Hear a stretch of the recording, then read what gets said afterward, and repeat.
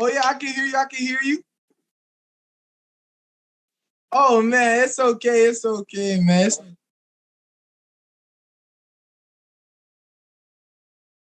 Um, Let me see. It says host disable participant share screen sharing. Yeah. Okay. Yep. I should be able to share now. Let me try. Let me try and share my screen. Can you see my screen? Okay. Okay. Yeah. Here we go. Here we go, man. Here we go. So yeah, I'll take you through how I go through and I do my comps and everything.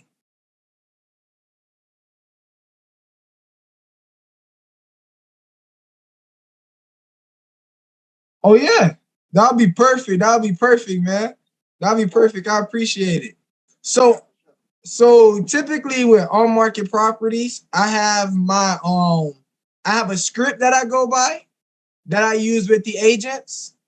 And after that, I also have an appraisal rules that I use from Jamil. I don't know if you know Jamil Damji, but yeah, Keegley, yeah. That's how he runs all his comps with the appraisal rules. And then here I have the this right here is the ARV formula that we're gonna go on in a little bit, go over in a little bit. And then over here, I'll show you how to get a proof of funds.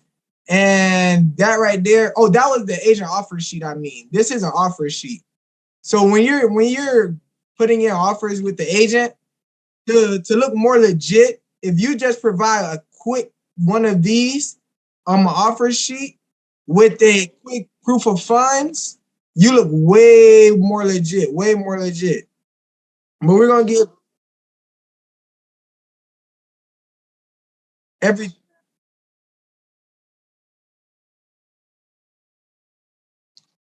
mm-hmm. No, you see, they won't ask for it. They won't ask for it. They will just try and say they'll just give the verbal. But when you're talking to them, you will want to come to them and let them know, hey, send them over this offer sheet to Justice so I'm legit. Like, let's go through right now.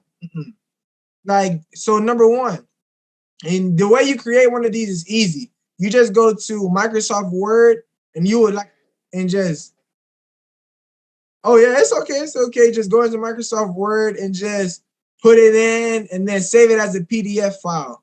You'll go here, save as, and then we can save it to this PC.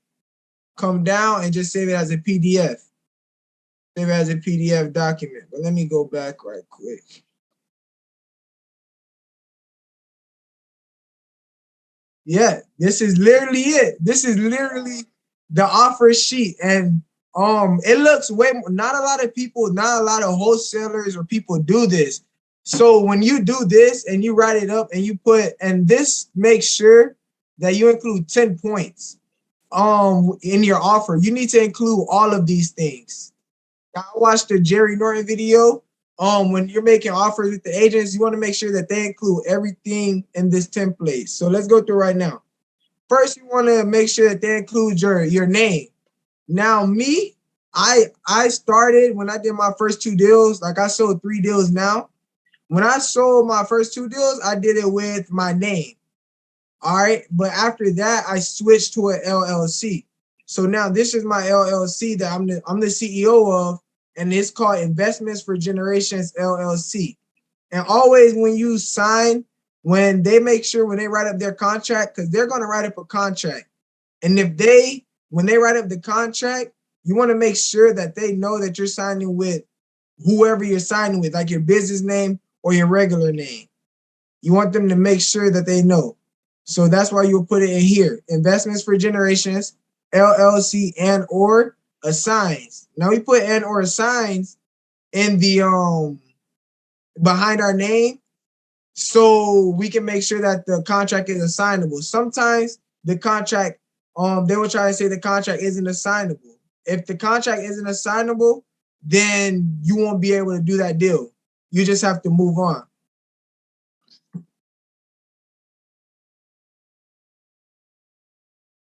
Hmm.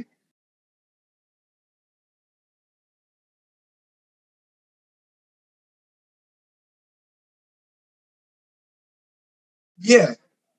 So, well, honestly, if they say the property isn't assignable, there's really, I mean, the contract isn't assignable. There's really nothing I can really do to it because I don't have the money to pay for the property. So just say, yeah, yeah.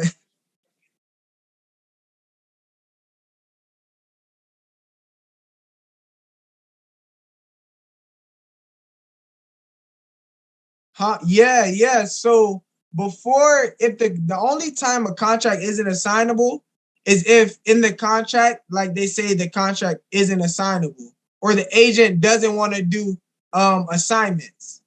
But the way I handle assignments, just say for instance, let me show you this. So usually they will ask you, they if they don't want to do assignments, they may not understand why you want to do an assignment. So you can just come back and say this. So this is my script right here. We're gonna go over this a little later. So right here, I use this.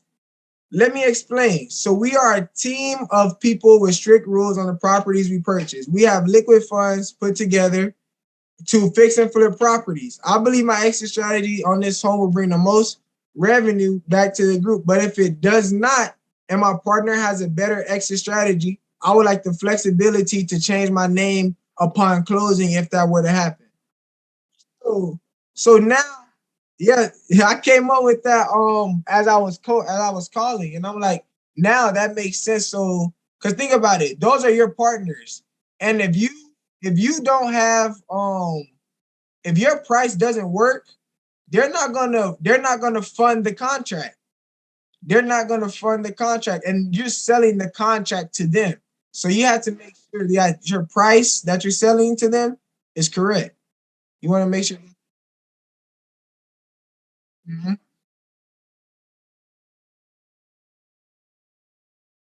Mhm.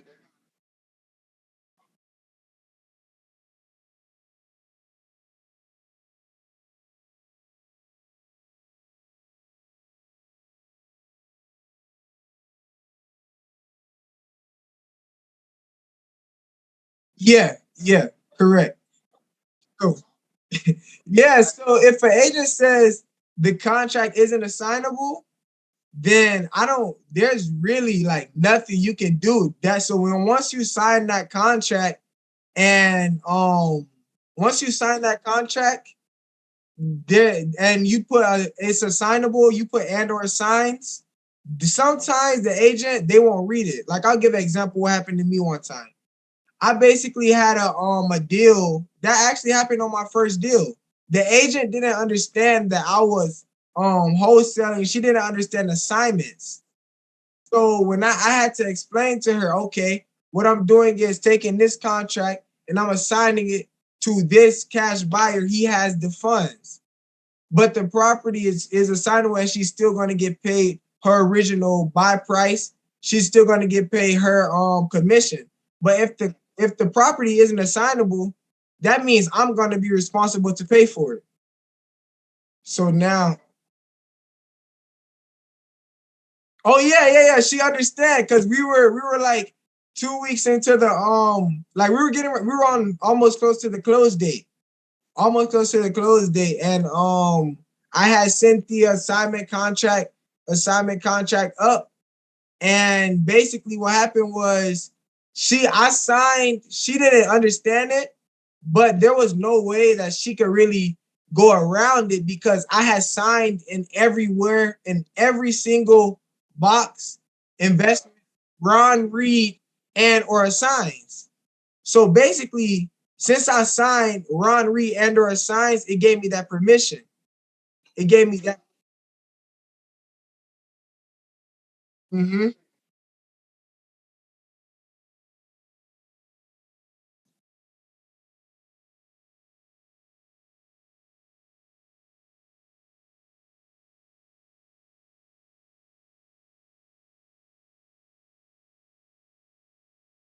Mm-hmm.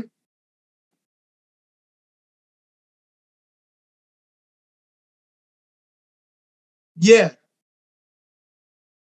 Yeah, that is possible. So just say, for instance, the agent they don't want to do assignments. The only way that you wouldn't be able to do an assignment is if you double close on the deal. I don't know. I never did one of those yet, but I've heard of it. Basically, where how you double close is what I heard is you basically the owner, like your buyer, they will send you the money, right? So just say you go into the contract for the contract price is 100,000, right? The buyer will send you over 110,000, right? And you will buy the property. You will basically buy the property and with that money. That's a double close. Mm-hmm.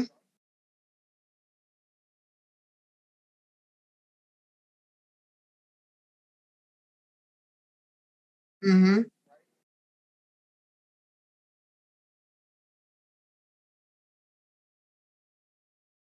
Yeah.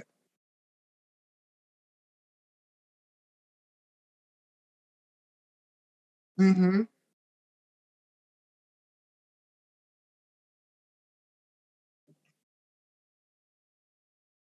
Yeah. So on the day of close, you would come to the table with the money to pay for it. So you will have the money in your account, basically. The money is going to be in your account. And first you're going to close with the seller, right? First you're going to close with the seller, and then you're going to have to sell the house to to your buyer for your fee.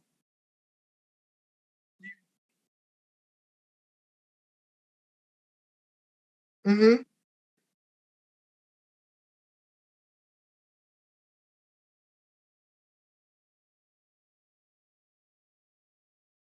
Yeah. You're gonna have to double close, and you're gonna have to pay like two. I don't know. I never double close. Like I said, I only closed 3 deals. I never double closed before, but I watched some videos on it. Yeah, triple close. I triple close. I triple close. But I was like, yeah, it's like the double close method is good because a lot of people, just say for instance, I heard what they do is on a double close is what will happen is it will be just say you're getting an assignment of like $50,000. There's like a crazy assignment. A lot of people will want to double close because they wouldn't want the agent knowing that they're gonna get like a $50,000 assignment or like a 20,000. So that's a way you can also hide your assignment fee. Hide your assignment fee, double close. Mm-hmm. Yeah.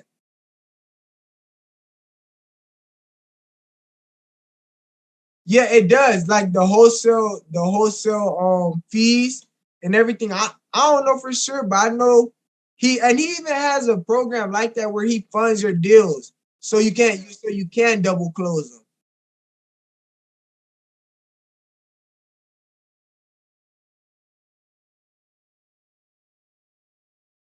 Yep. Yep. Uh-huh.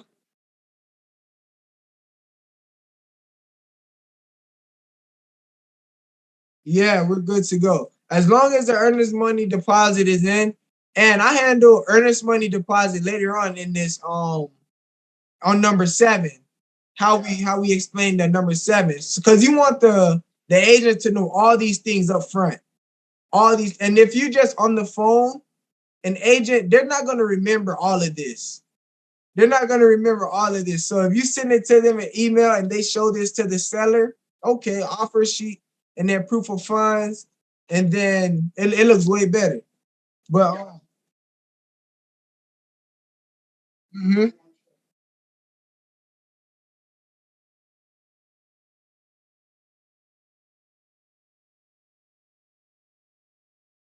Yeah, and I give them 20 minutes. I so yeah, because some agents they will say, "Oh yeah, I'll get back to you," and they won't get back to you for days. So you called it. So just say I'll go through an example. Like I had to learn this along the way. I learned you learn a lot. It- so you call the agent and you say, okay, you already giving a low offer. Like I'm gonna post a clip on my YouTube today. Like an agent was offering, they had a property for 97,000. Let me see. I wonder. Yeah, you can see my Zillow. I was trying to go to Zillow. Let me see, man. This property. Hold on. I can't find it. Let me see. Let me go to my YouTube. I'll go to my YouTube.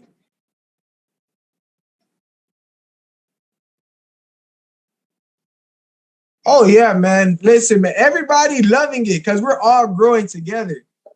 Everybody's loving it. That's what I love. Oh yeah, definitely, definitely. Like I think earlier I live streamed. I was live this morning, but I can't find it. But I'll go over it later. It was. I had a property, and I was actually talking to a seller, and what happened was she wanted 97,000. She wanted 97,000. I think this is it because I put it in my portfolio. Let me check. She wanted 97,000, and really the most I can offer her on this property was about 60,000.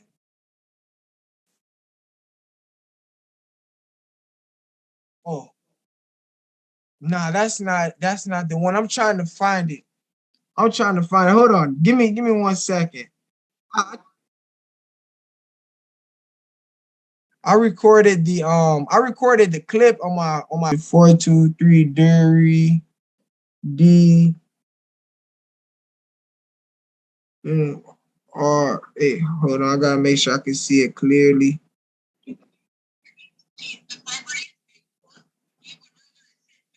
Can you hear that? All right, so let me. Can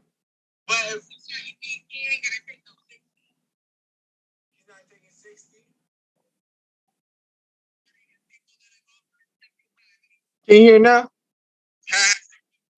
Oh, you can't hear nothing? Hold on. I'm trying to go to this address.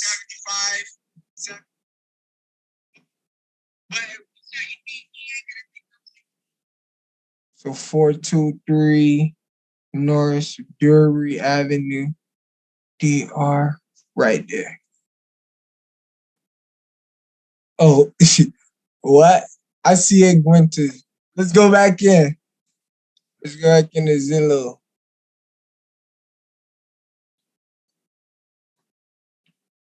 Hold on. Go back into Zillow.com. Okay, yeah. So this is a property that earlier I was cold calling on YouTube. I don't know if you were there or not. You gotta make sure y'all tune in. But this address was 423 North Drury Avenue, Kansas City, Missouri. Um, it was a 3-bed, 2-bath on 1,436 square feet. So let's take some look at it. As you can see, it needs a full rehab. Easily. Easily a full rehab. That, that means that like there's somebody, whoever gets this property, mm-mm, they're gonna have to go into it and do the kitchens, baths, the flooring, etc. Yeah, this is the one I called on earlier. And so she was wanting 97,000. I'll show y'all a quick video, and then I'm gonna show you how I got my number. All right, so let's go back. Let's go back. Can you guys hear that? Hold up. Can you guys hear that?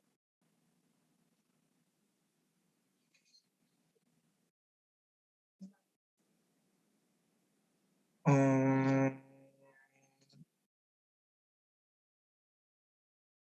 I don't know.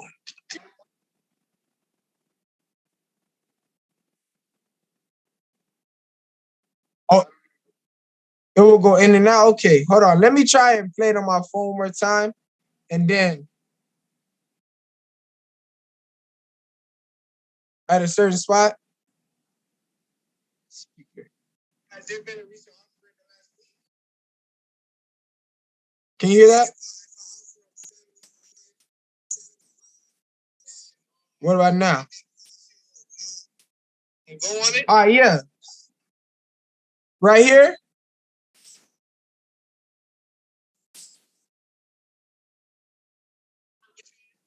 At 75? Okay. Yeah, let's forget it though. So basically what happened was she basically said that he wouldn't accept the offer. She said no. And I asked her when was the last offer that they had. And she said she doesn't know. I asked her, was there an offer within the last week? And she says she doesn't know. Because look at this property. It's been on the market for 164 days. That's 7 months. I have my note. This property, this property has been on the market for 7 months, y'all. 7 months. That's how you know that this price is way too high. And look at what she says. Investor special, nice 3-bed, 2-bath home on a great lot in a historic northeast.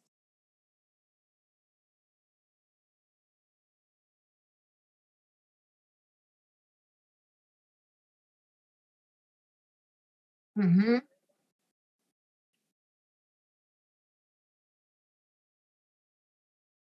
Yeah, it's gone. Like the property has been on the market for 7 months. 7 months. Why hasn't it sold? The price is too high. If the agent would go back to the seller, like I told the agent, I at first I was at 60. I was at 60, and I came up in my price to 75 just to see where they were at. And she still said that no, 75 wouldn't work. 75 wouldn't work. But let's figure out the comps. So this is how this uh, yeah. She said that she was gonna give a verbal agreement, verbal to the seller. I'm still waiting on a call back. Like I remember. No, I didn't. I didn't. I haven't sent her over the offer sheet. She was supposed to text me her email address, but she didn't. I told her I don't think she wanted to talk to me. As you guys can see, I texted her. I'm like, hey Anna, my name is Ron Reed, and my email address is ronreed536@gmail.com. Thanks for taking the time out the day to discuss your listing. And basically, what I was talking to her about, I asked her to send me over the comps that she ran to get this ARV. Because yeah, because I want to know like what ARV is she using. Her ARV right now is 190 to 200,000. Okay. So basically, what she's saying, if somebody comes in and buys this property at 100, basically 100,000, they could put in 40,000 to 50,000 to repair it, and the repair price is right. All right, because the property is 1,436 square feet, and I have this right here. It's called a quick analysis repair, and I had to find this document. I don't know if I could see it, but it tells me I downloaded it from Jerry Norton. It basically tells me what are the repair costs going to be, and there's 3 categories. There's light, average, and heavy. So, yep, light would be carpet and paint, just carpet and paint, and then average would be carpet, paint, kitchen, bath, flooring, and then a full rehab would be everything. Just everything needs to be gutted and just completely redone. And if it's under 1,500 square feet, for a light rehab is 10,000, for an average rehab is 25,000, and for a heavy rehab is 50,000. So for this property, it's gonna need about 50,000 in repairs because it's heavy. That would be a heavy repair, and it's a quick. analysis, quick analysis. So now you know, okay, our repair cost is 50,000, easily 50,000, not 40,000. It's 50,000, 50,000. And earlier, when I was talking to her on the phone, I asked her a couple questions. The AC unit on this property was stolen. There's no, yes, there's no AC unit. Somebody stole the AC unit. Okay. Yeah, yeah. So now we also need an AC unit. I also asked her when was hold up. When was the last? She said the furnace, right? The furnace is 20 years old. She said, but it only has 6 years of usage. So I don't understand. They had the furnace for about 20 years and they only used it for 6 years. The furnace still needs to be replaced. Because think about it. If there's a new homeowner coming in and they're buying a brand new home, that's who's a flipper gonna sell to, a brand new homeowner. And if they're coming in, they're not gonna want to replace a new roof and buy a new furnace and like the basic thing a house needs to run in the first 7 years of living there. When there should be a brand new house that they're gonna be living in for at least 30 years, you know. So I think the ARV. So yeah, so this is how I run my formula. So basically you take the ARV times 0.70 minus the repairs equals the buy price. And basically, when you do that, you have 30% left. 30% left. And that's gonna equal to that 30% is gonna be split. You have 9% for closing costs. Because when you're reselling this house at closing, you're gonna have to pay for closing costs. That's what a flipper is gonna have to pay. 9%. Also, that flipper is gonna have to budget in 6% for carrying costs to carry the property. All right. And that's gonna be fixed. That's gonna be about 6%. And now the rest of that is gonna be 15%. That's gonna be how much the flipper will make. And basically, how much the flipper will make is that's kind of where we get our profit. Now, a lot of people they will say they will subtract the wholesale fee also. But I feel like when you start to subtract the wholesale fee from what I see so far, just say you plug in like a 10,000, 15,000 wholesale fee and you plug it in, it starts to get way lower and you don't get, I don't think the buyers are interested as much. So I started to change it around and I'll explain that later. So now let's do an example. The ARV is 200,000, right? And the repairs is 40,000. All you gotta do, come over here, come to a calculator, CACU calculator. All right. What is the ARV? 200,000. Take ARV 200,000 times 0.7. Boom. 140,000. Now you gotta subtract the repairs. That's gonna be 40,000. Right? So once oh no. This is just an example. This isn't the ARV for that one. Yeah, this is just a little example that I use how I practice to use the ARV. But like, yeah, you would be correct. In this position, you will plug in that 50,000. You are correct. You will plug in that 50,000. So now you subtract your repairs. Okay. So a flipper will want to buy this at 100,000. All right. So if your ARV 200,000, the flipper is gonna want to buy this at 100,000. And this is how it will look. After they're done fixing and flip it, they're gonna sell it for 200,000 at the closing. All right. The homeowner gonna come to the table with 200,000. But what's gonna happen is the flipper entered the house at 100,000 and they put in 40,000, which put them all in the deal at 140,000. Does that make sense? They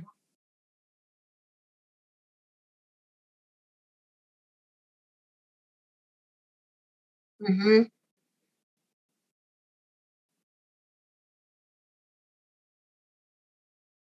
Yeah. Uh-huh.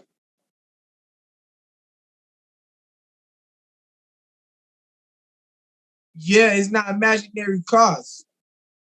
So you want oh no, that's perfect. Yeah, you're correct because if you're not thinking like the flipper, how can you sell to the flipper? You know? So you have to think like them kind of. You have to think like them exactly like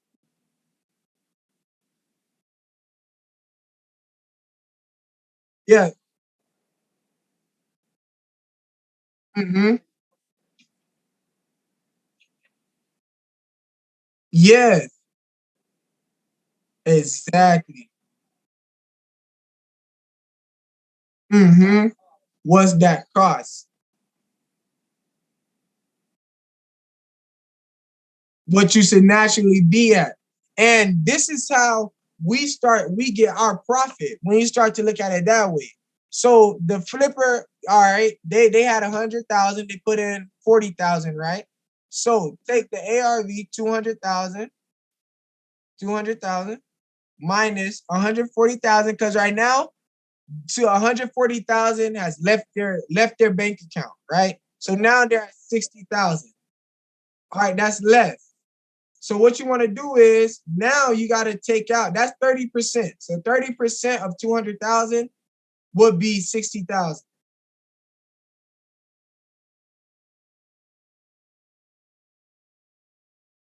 Yeah. Mm-hmm.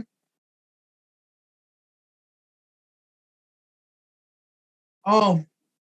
So I don't really understand the carrying cost, but but I do know like when the flipper when they're the fix and flipper when they're holding the property to when while it's being fixed, yeah, they're gonna be getting paid for it. So it's like carrying costs for holding the property basically. And then so you had that 30% left. And that was a good question. That was a good question. So now you have 60K. The flipper, now they have to subtract 18,000 for closing costs. All right. That's 9% of 200,000. After that, they have to subtract 6% for the closing costs. Because think about it, when a flipper is selling their deal, they have to pay for all this stuff. So all this stuff is coming out of their pocket. That's why a lot of people when they lock up deals, if they lock up the deals too high, the deal won't sell. It won't sell. It will just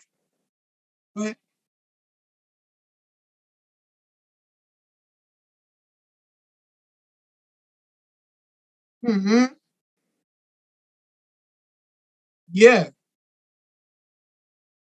Uh-huh. Another 50. How does that work? Yeah. Yeah, you gotta know all those costs. You have to know every single cost. And if you don't, then you messed up. And what makes this the best, when I send out my emails to my fix and flippers, I like to break it down just like this. I like to put yeah, so just say when they see my deals, they're gonna see exactly, okay, this guy he showed me, okay, I go in, I buy it for, and instead I will put you buy at, and then I will put yeah, I will put you put in 40K. And then so so yeah, it pretty much looks like this. So I what I'll do is I'll make a video. I'll make a video on YouTube of how my template looks like. Cause I like to do it like this instead of just sending out, okay, buy it at this price. Like most wholesalers, I like to break it down. So when they come over here, they don't have to do anything when they see my deal. They just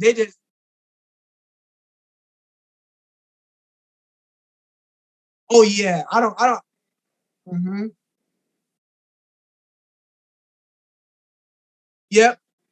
Yep, that's basically what I would show them. I would show them basically 200. I will show them ARV, right, and the flipper price. And what I would do is, since I'm gonna sell it to the flipper for 100,000, what I would do is I will put in my profit of like, I would the way I would promote it is 100. I would give myself 2,500, and I will put and or best. Let me write that down so I can make it make sense. Hold up.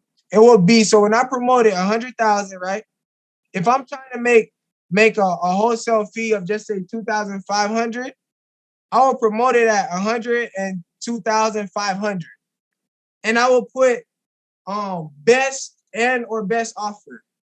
So I want them basically to submit their best offer.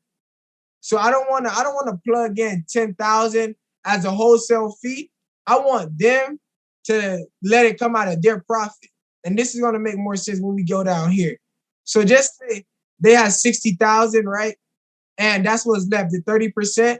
And they subtract the 18,000, and then they subtract the 12,000. What's going to be left is the 30,000 profit. Whatever is left is 15%. That's going to be their profit. That's 30,000. And basically what you're doing is whatever they offer you over 102,500, it's coming out of their profit. So if they want to pay you 100 and just say 10,000, that's going to come out of their profit at the back end. So there's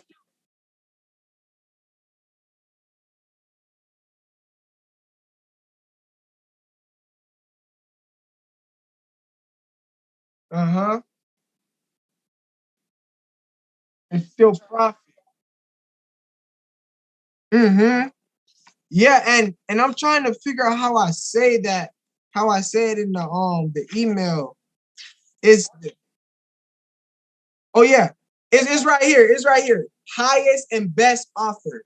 So you will go 102,500 or highest and best offer. So they know that they're gonna get a profit of 30,000. So, but they're really not, because you subtract 2,500, they're gonna be at like 28,000 or something. But but that makes sense, right? You only want to get like 2,500. Just start off there. Go ahead.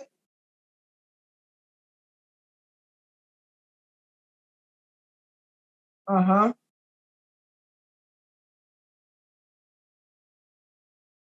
Mm-hmm.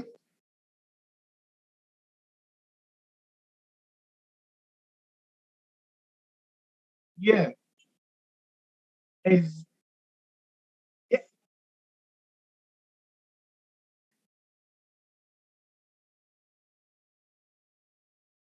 Mm-hmm.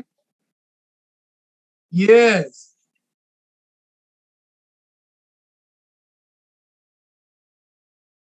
It's Yeah, so they're not losing any money. So except they're gonna get their profit, but basically they're paying you for the value you provided. So think about it like this: if they feel like you provided, because like Jerry Norton said in his video, he's like the buyers right now they're buying at a crazy formula. And when the market corrects, what's gonna happen is they're not gonna be able to flip anymore. So you want to basically stay at this formula. Like that's basically the exact video I used to make this. Literally, that's the formula. ARV times 0.70 minus repairs equals the buy price. And like I said, don't add in when you promote it at 10,000, and because you feel like when you start to promote it at 110,000, right? You're gonna think, okay, I'm getting $10,000 on this deal for sure. And then out of nowhere, okay, nobody's interested in the deal. And now you're feeling like, ah man, wholesaling doesn't work and this and that. And that's gonna happen. And that's what I learned. Like as I had like a couple of deals fall through, like I've locked up like I say 4 or 5 contracts that fell through because my price was too high. Just because. Oh yeah, I'm always listen. I've locked up a lot of deals, like a lot of different deals that fell through. But it's because like some of the deals I had, I miscalculated the buy price. Like the buy price, I mean the fix and flip price. Like I had like a fire damage home back then, like back, and what happened was I didn't have my repair price correct. And the property basically nobody wanted it because I locked it up too high and it fell through. I had a couple, I have a couple other ones like that also where I didn't stick to the formula and I locked it up too high and basically they're gonna fall through. And that's exactly what's gonna happen. So you have to think about it. Would you rather lock up deals just to say you locked up the deal and then in the back end not be able to sell it, or would you rather just sit through the rejection until you find a good deal and be able to sell it? Mm-hmm.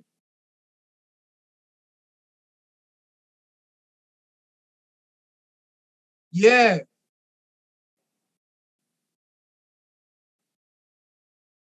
And then, like I said, that's how I got my second, like the second deal I did. It was a package of properties, and I had a person actually come in and offer me 2,500 because I had up to 2,500, and it was no, actually it was 5,000.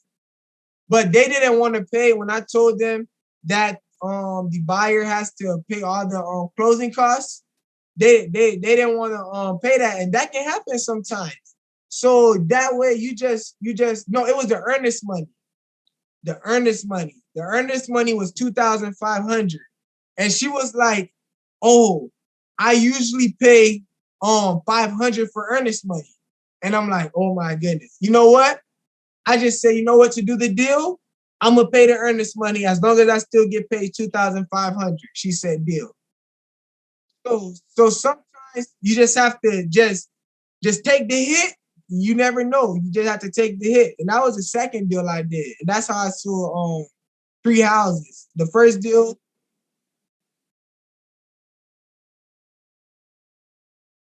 uh-huh.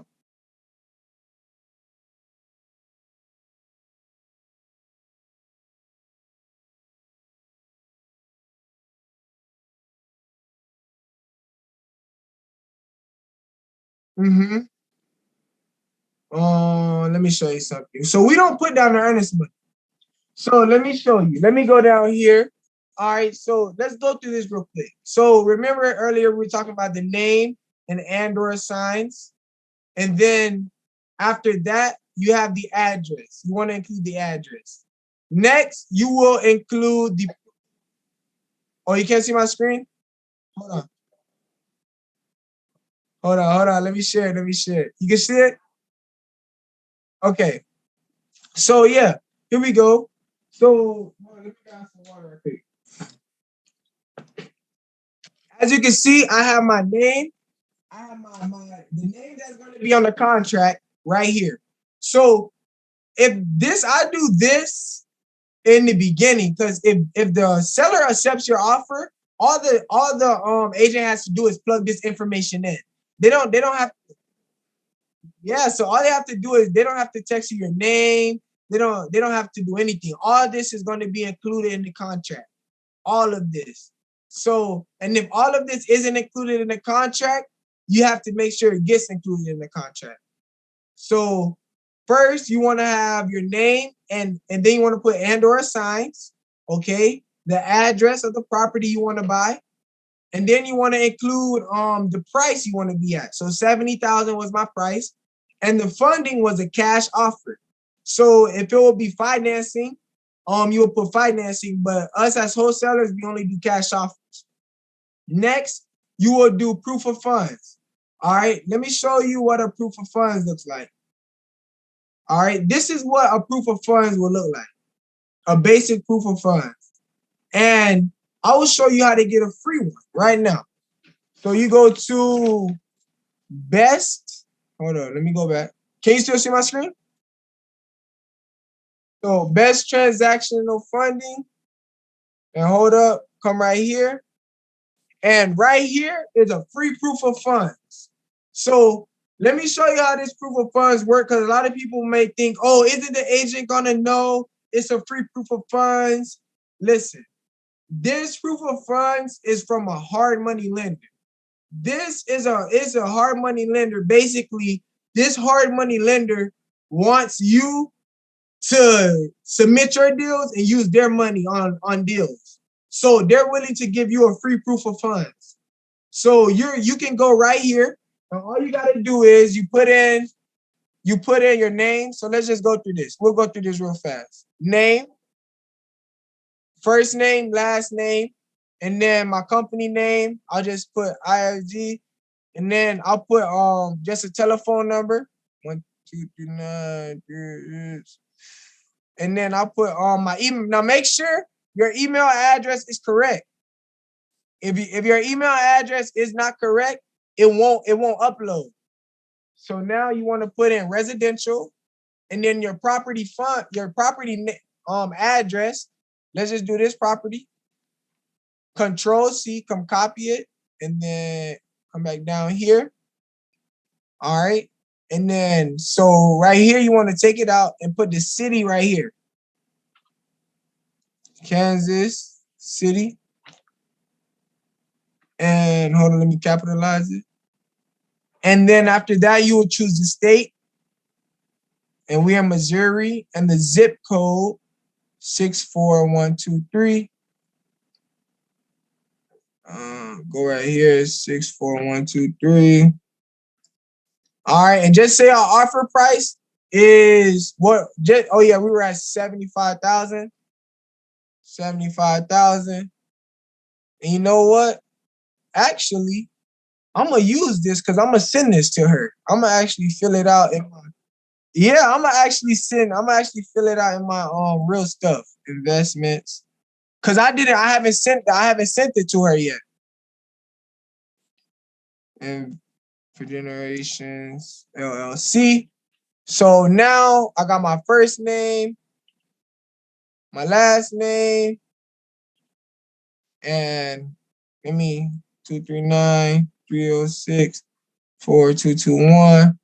Residential, okay. And now the address, and now the letter type. I only want to include my company only.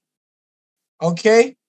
And now they're gonna send you a proof of funds. So you press submit, check and make sure the email is correct. ronreed536@gmail.com. Correct. Press submit. All right, now come over here, and now you just gotta wait. It should automatic, y'all. Look. This is a proof of funds. So now, if the agent has any questions about your proof of funds, they gotta call this number. Any questions? And basically, that number it's a private funding for your investments. All right. And what they do is it tells them this is to inform you that Plan D Investments LLC private lender has reviewed the information provided and is pleased to notify you on behalf of Investments for Generations LLC unaccumulated liquid funds. I'm not sure how to say that word, but but liquid funds are available to close on the reference property above for the purchase price of $75,000. So basically, this says we got liquid funds. The private lender is willing to give us $75,000 to close on this property as of the date of letter subject to final underwriting. So basically, when it says subject to final underwriting, is basically once we get it under contract, and then at that point, will they see if they can approve it or not? So just say you don't get approved at the end of the inspection. You can use this as an excuse. Oh, the person our lenders and my partners who are giving me the funds said the repairs are going to be too much. It's not going to cash flow. This is where we need to be at. And if they can't put you there, what you want to do is you're gonna either have to send them a cancellation contract. Well, they will already have one, or they can go back to the seller and try and negotiate a price. But think about it. The property already has been on the market for 90 days, right? You're in a signed contract with them, right? And you've been in it for a week. If you back out, they're gonna have to go through this whole process and find a whole nother buyer, get it under contract, go through an inspection all over again.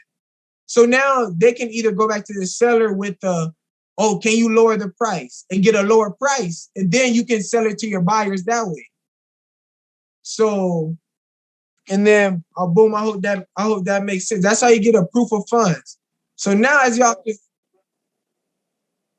yes, because on YouTube, I see a lot of people, they posting proof of funds. It just does not, I don't know where, I don't know what YouTube video I came across, but I came across it and it's been working ever since. It's been working ever since. So now let's get back to this. So now y'all got a proof of funds and an offer sheet. Now we look authentic. Now when we talking to the agent, they're gonna be like, okay, this is a serious buyer. So when we ask for our inspection contingency, it's gonna be less offending because they're gonna be like, this is a serious buyer. He has funding. I'm gonna give him his inspection. We might be able to close, you know. And the agent gonna get paid. There's 6% if you double dipped, and the property gonna get sold. So now number 5 is condition and title. As is condition with free and clear title warranty deed. That's basically saying that the title is going to be clear at closing. Sometimes what may happen is, like I just had a property fall out of contract and I had a buyer for it. Like 2 weeks ago. I had a property and guess what happened, man? The title was not clear. The person who was trying to sell the house didn't even own the house. What happened was the person who lived there had died and they were I don't even know how. I don't know how they were trying to sell us the house, but they had no connection. They had no connection to the house. They had no connection to the house. So basically what happened was when we ran the title, they have to get probate. It has to go through probate for them to get it. So that's going to be a whole nother 6 months out. So I had a deal just recently, like 2 weeks ago. I thought it was gonna close. We found the buyer. His name was Larry. And we had the property. Oh, actually, I remember the address. 7708 Spruce, right here. This property right here, off market. We had this property right here. And what happened was the person who lived there, they the person died, and I guess the relative was trying to sell it, and they had to go to probate to see who even gets it. And when it goes through probate, that person trying to sell it may not even get the property. It may go to another relative. Actually, I have so JV partners. So let me tell you something. If you want to get deals, that's a good way. Go to people who already have deals. They will send you deals that they're having trouble finding a buyer for. And I actually helped her find a buyer for this, but what happened was it just fell through. It was a probate. Come on, let me get some water.